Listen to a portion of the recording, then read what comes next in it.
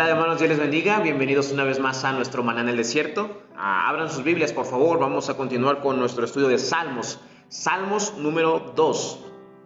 Salmos número 2. Y vamos a leer versículo 1, verso 2 y verso 3. Sígame con su vista nada más. O si tiene su Biblia, sáquela para que juntos podamos ver lo que dice la palabra de Dios. Dice la Biblia, Salmos número 2, verso 1 al 3. ¿Por qué se amotinan las gentes y los pueblos piensan cosas vanas? Se levantarán los reyes de la tierra y príncipes consultarán unidos contra Jehová y contra su ungido, diciendo: rompamos sus ligaduras y echemos de nosotros sus cuerdas. Vamos a orar. Bendito Padre que moras en los cielos, gracias por lo bueno que eres, Señor. Gracias te damos, Padre Santo, por la oportunidad que tú nos das de estar aquí, Señor. Bendice tu palabra, Padre, que tu Santo Espíritu sea el que obre en nuestros corazones. En Cristo Jesús. Amén. Muy bien, hermanos, entonces estamos en Salmos número 2. Salmos número 2. La semana pasada estuvimos viendo acerca del versículo 1 y recordemos un poco. Versículo 1 está hablando acerca de lo vano que es ir en contra del Señor. ¿A qué se refiere eso? Bueno, es muy difícil, hermanos, ir en contra de Dios. O mejor dicho, es imposible ir en contra de Dios. Entonces, cuando la palabra de Dios dice y los pueblos piensan cosas vanas, es porque no es algo que podamos, Dios no es alguien a quien usted y yo podamos vencer, ¿sí? Y es vano y es una pérdida de tiempo prácticamente el pensar que podemos llevar nuestro día a día, nuestro andar diario sin Dios. Entonces, el salmista se está preguntando, ¿por qué es que la gente piensa que puede vivir sin Dios? ¿Por qué es que la gente piensa que puede estar sin Dios o que puede ir en contra de Dios incluso en contra de los hijos de Dios? El salmista es una pregunta de enojo hasta cierto punto y de impresión, como diciendo, wow, no puedo creer que la gente piensa que puede vencer a Dios o que puede vivir sin Dios. ¿Qué es lo que les ocurre a esas personas? Versículo 2 y versículo 3 vamos a ver entonces a continuación. Versículo 2. Se levantarán los reyes de la tierra y príncipes consultarán unidos contra Jehová y contra su ungido, diciendo: rompamos sus ligaduras y echemos de nosotros sus cuerdas. Versículo 2, hermanos, está hablando que solamente el hecho de ir en contra de Dios no es algo pasajero lo que esas personas tienen. No es algo en el cual nosotros podamos decir, solamente es un momento, o solamente está enojada por ese tiempo, pero ya después se le pasará. Claro que no, esto es un enojo grande, es un gran odio prácticamente hacia Dios, hacia el Hijo de Dios también. Es un odio, hermanos, en el cual es planeado, es un odio en el cual se está llegando incluso a querer hacer cosas desastrosas con la persona de nuestro Señor. Y podemos ver el ejemplo en Lucas capítulo 6, versículo 11, al igual que en Marcos. Podemos ver, hermanos, cuando los fariseos estaban escuchando el mensaje de nuestro Señor Jesucristo y estaban viendo lo que Él estaba haciendo, los milagros que Él hacía. Fíjense, los fariseos y los escribas no pensaron en cosas bonitas, diciendo, pues que a este hombre llamado Jesús, Dios lo bendiga. Claro que no, sino que al contrario, entre ellos se pusieron de acuerdo para dar muerte al Hijo de Dios. Sí, entre ellos se pusieron de acuerdo porque le tenían un odio tremendo, hasta tal grado hasta querer matar a nuestro Señor Jesucristo. Vemos entonces que versículo 2, hermanos, estamos hablando acerca de personas que su odio es profundo, su odio hacia Dios es profundo y es un odio que es planeado.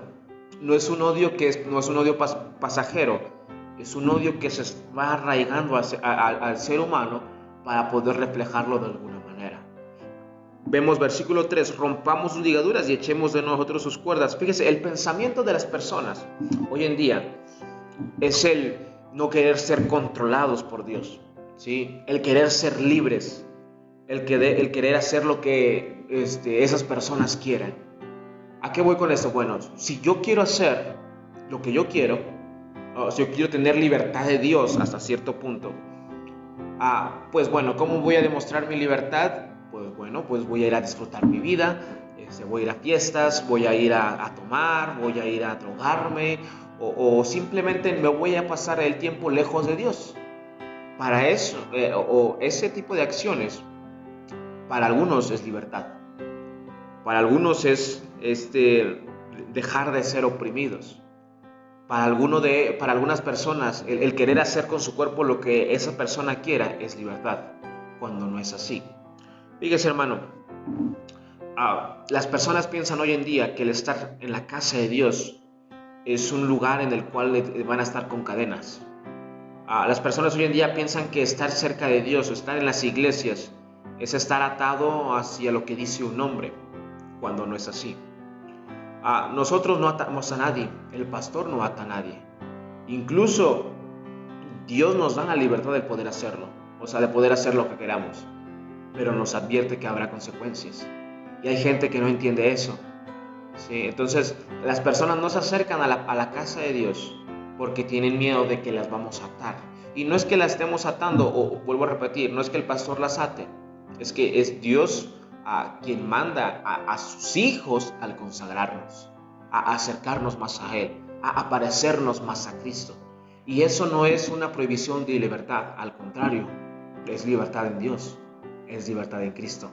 Vemos entonces, hermanos, la palabra de Dios en estos 3 versículos está hablando acerca de la actitud del ser humano hacia Dios, de la actitud del ser humano hacia el Hijo de Dios.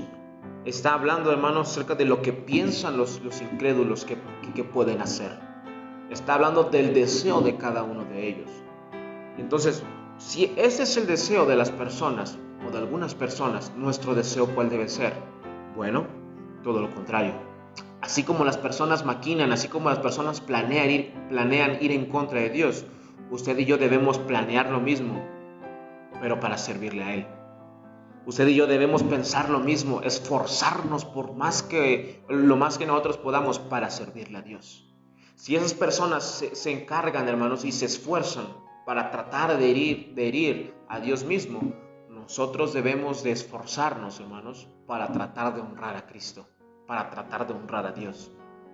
Versículo 3 entonces. ¿Sabe por qué muchas personas piensan que la iglesia es un martirio o son con cadenas? Porque muchas veces nosotros les hacemos pensar eso.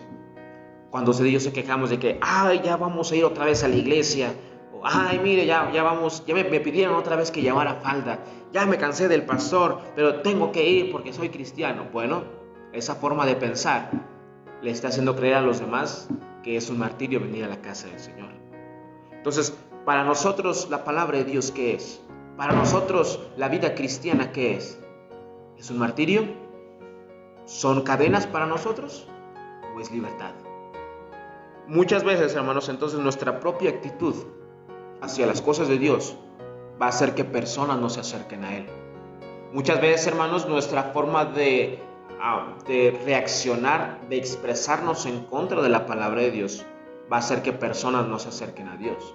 ¿A qué voy con esto? Bueno, si las personas planean ir en contra de Dios, planeemos estar con Dios. Si las personas, hermanos, ven a la iglesia como cadenas para ellos, hagámosle creer nosotros entonces todo lo contrario, que es libertad. Versículo 1, verso 2 y verso 3 es el reflejo de una persona que quiere ir en contra de Dios. Yo le animo entonces en esta hora, hermanos, a ir en contra de Dios es estar en completa perdición. Y Dios nos pone el ejemplo, Dios mismo nos dice en la palabra de Dios y nos pone el ejemplo diciendo, si Dios con nosotros, pues ¿quién contra nosotros? Si nosotros estamos del lado de Dios, Dios nos da todo el apoyo para poder salir vencedores. Si estamos en contra de Dios, en el lado opuesto que va en contra de Dios, pues bueno, usted y yo, pues sabemos nuestro futuro. Horrenda cosa es caer en manos de un Dios vivo. Ir en contra de Dios, hermanos, es algo imposible. Entonces Dios nos da 2 opciones. ¿Qué queremos hacer? ¿Seguirlo a Él o no seguirlo a Él? Si no lo queremos seguir, pues bueno, sigamos como estamos y alejémonos de Dios, y el Señor en su momento se encargará de nosotros, y nada podremos hacer usted y yo. Pero si queremos estar con Dios, si queremos estar cerca de Dios, Dios nos promete, hermanos, dar todo el apoyo que nosotros necesitemos para poder salir adelante. Al final de cuentas es su decisión. Hemos visto entonces a través de esos primeros 3 versículos cuál es la actitud de una persona que va en contra de Dios. Cree que puede ganarle a Dios. Entonces nosotros debemos hacer todo lo contrario. Estar del lado de Dios porque con Él podemos salir vencedores. planear nuestra forma en la cual podamos alabarle mejor a Él y servirle mejor a Él. Y por último, hacerle creer a la gente que la iglesia no son cadenas. La iglesia y la palabra de Dios, nuestro Dios, Cristo, es libertad. Vamos a orar. Bendito Padre que moras en los cielos, gracias por lo bueno que eres, Señor. Gracias por tu palabra, porque es viva y eficaz.